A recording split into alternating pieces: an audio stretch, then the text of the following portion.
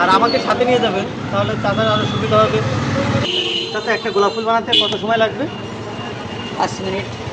5 minute লাগবে। 5 minute ধরে চাচা আমাদের কিছু সুস্বাদু খাবার গোলাপ ফুল বানিয়ে দেবে। দেখুন কীভাবে গোলাপ ফুলের তৈরি হয়ে যায়।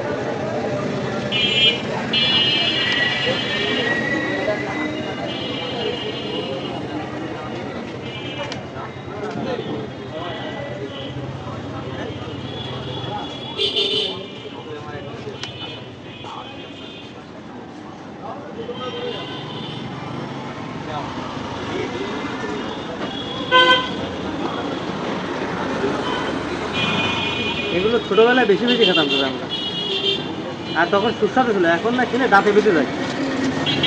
এই বিষয়ে আপনার কোনো বক্তব্য আছে যে এখন দাঁতে কেন বাঁধে?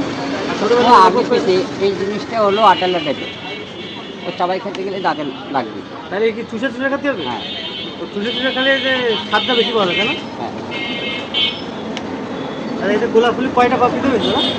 অগন্ধা। হ্যাঁ, অগন্ধা। ও আচ্ছা আচ্ছা, কোনো গোনা নেই। না। দেখতে পাচ্ছেন যতক্ষণ পর্যন্ত ভালো না। আসলে গোলাপ ফুলটা দেখতে সুন্দর হবে, কারণ এই খাবারের কালার দুইটা, পাতার মাঝখান দিয়ে একটা কালার চলে গেছে, এটা দেখতে আরো সুন্দর লাগছে বেশি। তো আপনারা যারা ভিডিওটি দেখছেন অবশ্যই কমেন্ট করে জানাবেন কার কার এই শাপলা ফুল খেতে, এই গোলাপ ফুল খেতে ভালোবাসেন। আপনাদের বাসায় নিয়ে যাবো এক একটা করে পার্সেল। আমারটা যদি না দিছেন আজকে কিন্তু খবর আছে ভাই, শুনুন ভাই। দর্শক কিন্তু অলরেডি এই জমে ফেলেছে এই শাপলা ফুল খাওয়ার জন্য। শাপলা ফুল গোলাপ ফুল তো একই বিষয়।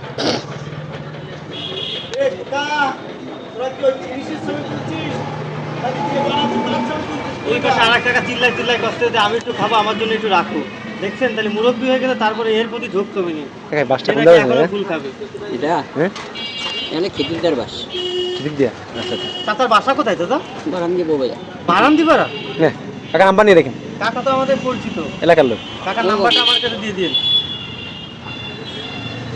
শুধুমাত্র কাকার নাম্বারটি আমার কাছে থাকবে। যারা যারা এই সুস্বাদু বিভিন্ন প্রকারের দিয়ে গায়ে হলুদ গোলাপ ফুল সাপ খেতে চান অবশ্যই আমার সাথে যোগাযোগ করবেন, কারণ আমার সাথে যোগাযোগ করলে তার নাম্বার পাবেন।